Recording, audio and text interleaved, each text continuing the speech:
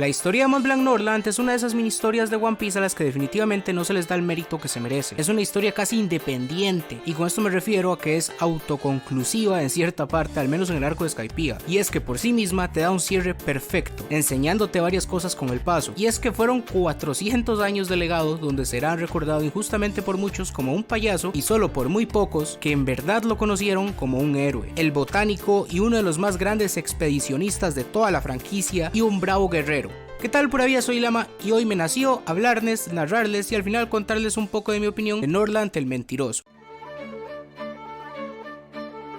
La primera vez que escuchamos de él es en el capítulo 148 del anime, y lo vemos a través de un libro infantil como un cuento de hadas, y gracias a Sanji nos damos cuenta que es bastante popular en el North Blue, ya que es usado por los padres para darles una lección a los niños de no mentir, como lo sería aquí lo de Pedrito y el lobo. Lo que pasa con el cuento de Nordland es que en realidad es una historia de hace más de 400 años de nuestra línea temporal donde acompañamos a los Mugiwaras, una historia en excesivo trágica, que como ya sabemos es un elemento recurrente el cual a Eiichiro Oda le encanta incorporar a One Piece. El cuento dice lo siguiente: hace 400 años en un país de los mares del norte existía un hombre llamado Mont Blanc Nordland, un explorador cuyas historias narraban grandes aventuras de sus viajes alrededor del mundo. Algunos no le creían ya que sonaban como claras mentiras, patrañas que parecían solo una cínica burla a quienes las escuchaban, pero estos eran una minoría. La gran mayoría del pueblo tenía total fe en sus palabras, aunque las dudas igual estaban. No había nada para determinar si lo que contaba era cierto o falso, hasta que cierto día, cuando volvió de una excursión y fue al Palacio Real y le explicó al mismísimo rey en persona el cómo había visto una isla con una montaña de oro a través de los grandes mares. El valiente rey, teniendo total confianza en Nordland, tomó a 2000 guerreros y emprendió la peligrosa aventura para encontrar la famosa isla con el oro, enfrentándose a poderosas tormentas y peligrosísimos monstruos marinos, hasta que finalmente Nordland, el rey y solo 100 soldados de aquellos 2000 desembarcaron en la isla, pero no había nada más que selva,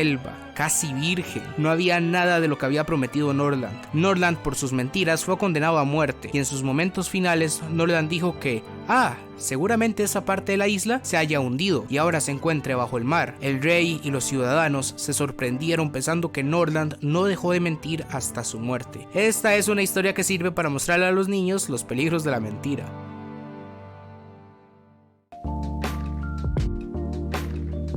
La historia, como ya dije, es acerca de Mont Blanc Nordland, un explorador botánico del North Blue de hace ya 400 años, el cual era un peleador bastante hábil, además de contar con dotes de liderazgo junto a su tripulación. Junto a esta, se comenta que realizó un total de 3 viajes al Grand Line, de los cuales en su última expedición se toparía con una fuertísima tormenta, teniendo así que arribar desesperadamente en una isla, la isla de Haya.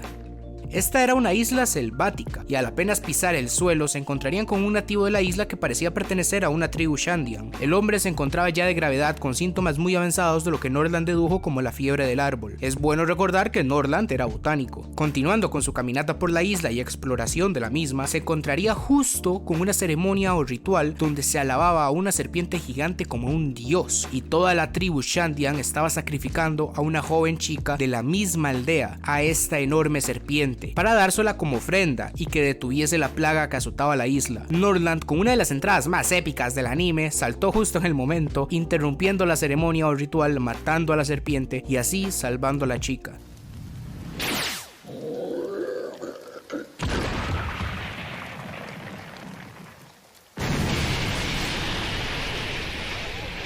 Claro que esto a los ojos de los Shandian fue un completo sacrilegio, ya ni una blasfemia. Esto excedía todos los límites en la mente de estos. Acababan de matar a un dios en su cara, enfureciendo así a los guerreros, de los cuales sobresale el líder y uno de los protagonistas de esta historia, Kalgara.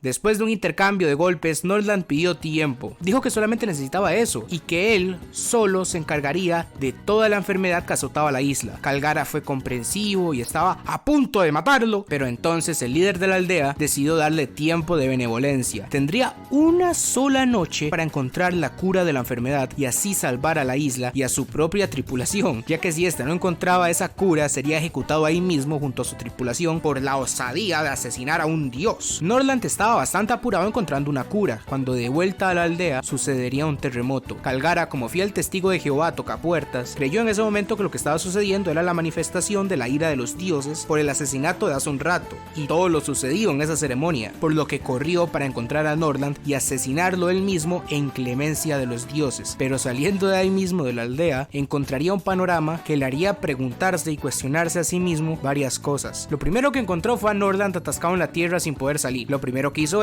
pues fue burlarse, ya que creyó que los dioses estaban encargándose personalmente de ese hereje. Es entonces cuando llega otra serpiente gigante. Norland le pide ayuda y con labia y demás discusiones logra convencer a Calgara bajo las lágrimas de que lo ayude, ya que él tiene la cura. Y Calgara hace lo que es impensable para uno de su tribu: asesina a una serpiente gigante, lo que para ellos eran dioses. Norland, a la salida de esto, logra suministrar la cura y logró detener la enfermedad que estaba a punto de hacer desaparecer a toda esta civilización. Y durante esta instancia la tripulación y Norland se hicieron muy amigos de los Shandians, y Norland específicamente logró forjar una gran amistad con Calgara, al punto de que le ofreció la mano de su hija, e incluso esto llegó a tanto que toda la tribu les ofreció a los piratas dejarse todo el oro que había en la isla, todo lo que se pudieran llevar, ya que para ellos no era nada realmente importante. Ya comenzamos a ver las similitudes con aquel libro infantil también, Durante este tiempo también Norland encontró el origen de la enfermedad, una especie muy específica de árboles, los cuales por órdenes directas de Norland fueron talados, sin saber que lo que estaría haciendo era una profanación. Días después, Calgara descubrió lo que Norland y los suyos le habían hecho a lo que era el bosque de los árboles sagrados.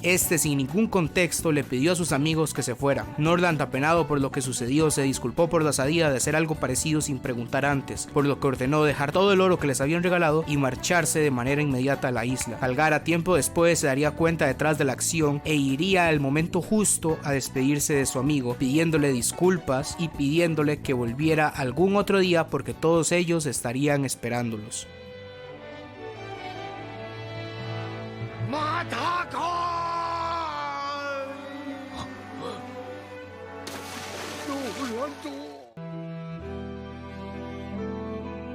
De regreso al North Blue, a su reino, Norland fue a hablar directamente con el rey, contando sobre todas sus aventuras y obviamente sobre la isla de Haya, hablando sobre el hecho de cómo era una isla llena de oro y el cómo los habitantes de la isla estarían gustosos de regalárselos. El rey avaricioso, que no dejaba de tener los ojitos de dólar, le pidió a Norland que lo llevara ahí personalmente, y así fue como con una gran cantidad de suministros y una gran cantidad de recursos y tripulación emprendieron de nuevo el viaje al Grand Line para encontrar a Haya, la famosa isla del oro. Después de muchos obstáculos, como dice el cuento, y un gran número de bajas, lograron llegar a esa dichosa isla, pero no había nada de lo que Norland dijo. Era solo arena y selva, y no había ningún rastro de la tribu ni de la ciudad entera, y muchísimo menos del oro. No había ni el más mínimo rastro de toda la civilización. Norland después de esto fue sentenciado a muerte y en un juicio ya arreglado. Norland murió entre lágrimas, pero no por su muerte o por lo que le pasara a él, sino por la desesperación de no saber qué pasó con todas aquellas personas y su amigo. De esa manera Norland moriría. Por su parte, la isla no se había hundido como muchos creían. Todo forma parte de un fenómeno natural del mundo de One Piece conocido como golpe de puño arriba en español, o el Knock-Up Stream, la cual sería una fuerte ráfaga capaz de hacer levantar a toda la isla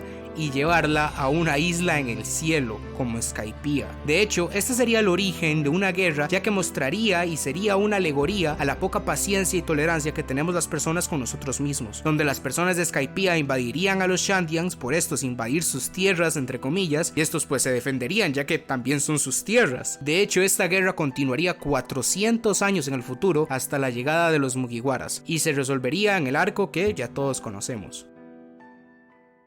Oda es un genio. Muchas de estas subtramas y pequeñas historias terminan siempre enlazadas a la trama principal y son esenciales para crear algo más verosímil, y al ver estas es la razón por la que pensamos que el mundo es tan grande y como le da forma a todo su universo, y es lo que ayuda a que sea una historia tridimensional, además de que sirve para darle forma a todo lo que es el arco de Skypiea. Me fascina cómo introduce todo esto y le da un valor real a la historia, ya que esta trama trata una guerra, y es una guerra entre fronteras, saqueos y todo lo que tiene que ver con una colonización, casi, entre dos comunidades, y me parece increíble el folclore, la cultura, como nos la dibuja Oda, y recordemos que lo hace todo a partir de un cuento infantil, el cual desarrolla toda esta locura que terminaría en toda esta historia extremadamente trágica, inspirada también en la famosa historia real del Dorado, por ejemplo, la famosa ciudad perdida del oro. Otro punto que la comunidad también toma mucho en cuenta son los paralelismos de Northland con Roger. Hay una gran cantidad de teorías de estos, y yo igualmente tampoco creo que sea casualidad la forma tan parecida de sus muertes, y no solamente se refiere a la puesta en escena que tienen, sino que también Roger encontró un tesoro, por ejemplo, que era un pirata, y nadie dudó de él. Él dijo que ese tesoro existe y todos salieron a buscarlo. Northland por su parte hizo lo mismo y nadie le creyó. Uno murió entre risas y el otro murió entre lágrimas. Además que recuerdo también cuando estaba viendo esto que fue la primera vez que me di cuenta que el One Piece no puede ser un tesoro normal, no puede ser algo material, aunque bueno, esto ya me da para hablar por 3 horas. Esto fue todo, espero les haya gustado. Ayúdenme a llegar a los 1000 subs si gustan, me falta poco para lograrlo, y si les gustó me pueden dejar un like también, un comentario diciéndome ustedes qué es lo que opinan al respecto. Se cuidan